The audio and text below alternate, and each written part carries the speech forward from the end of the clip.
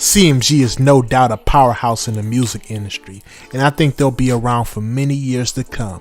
Yo Gotti is on the fast path to being a billionaire, and that's all off of good business. You never hear about any artist complaining, Gotti did this or Gotti did that. Nah, he just put you on a private jet full of racks. See, he not just building a label of artists, he's building a label of bosses. Let's just run down the all-star roster they got over there at CMG. You got Moneybagg Yo, EST GEE, Mozzy, and their newest signing Glorilla, just to name a few. All these artists are moving like bosses and set a great example of how the music business should be ran. Now, I often advise artists to not sign to other artists, but Yo Gotti is a different situation.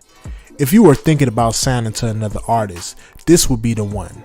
He's already done everything in the game, from #1 records, sold out crowds, and getting to the bag.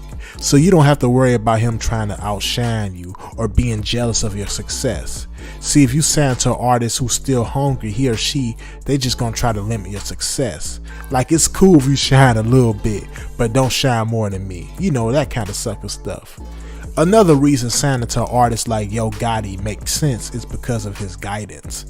Today we have a lot of our young rappers dying way too soon, and the beef is outrageous. Gotti comes from that environment too, and he made his way out. He can guide a street artist into a better direction besides beef. It's all about getting money over there. The artists over there are in the best position to own their masters. They getting so much money they'll be able to buy them back one day, unlike other artists signed to shady labels holding them hostage. Now you may be wondering, what does it mean to own your masters? Or why is that even important? The answers are simple: generational wealth, passive income, and the ultimate reward for your hard work. Owning your masters and the lion's share of your publishing keeps the checks coming in, especially if you got some certified bankers. The way they move at CMG is the perfect example of how the music industry has changed. See, back in the day, artists were lucky to get the scraps from the record label's plate. Today though, these cats have figured out how to use the internet and run those streams up to their advantage. All the artists on CMG have a massive online presence, which allow them to not only look out for themselves, but for their artists as well. This is how you build a team in music. You leave your ego at the door and you make sure your people eat. When you're searching for people to work with, make sure they thorough. Yo Gotti is a pro at that. No one on CMG shows any signs of disloyalty at all, and this is why they're taking over the music industry. Now, I didn't make this video to say, hey everybody, go try to get CMG attention and get signed over there. Nah, there's a deeper meaning to all this. My message is, this is how you should be in your career. As an independent artist, it's important that we move like we're running a label ourselves. What they got going on over there at CMG is a no-nonsense business. They about their paper, and we gotta move the same way. You see, the music business ain't no fairy tale. The music business is about 90% business and 10% music. You really gotta boss up.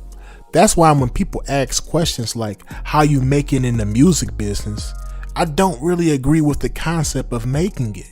It's all about what you make it. But if you were to say anyone has made it, it would be Yo Gotti and CMG. The reasons are simple.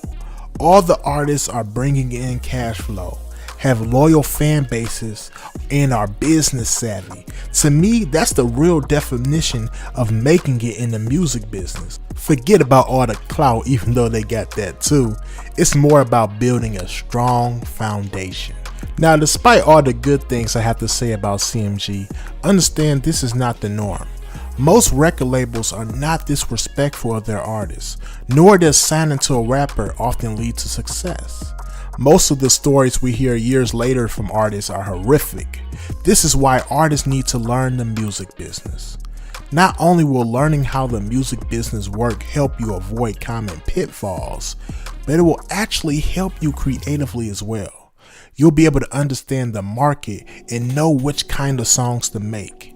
You can also increase your chances of working with some of the best because you'll know the do's and don'ts of networking. You can tell by the way Yo Gotti and CMG move that they know the music business by the back of their hand. I could see Yo Gotti in his office smoking a cigar, reading all you need to know about the music business. Don't let all the diamonds and cars fool you.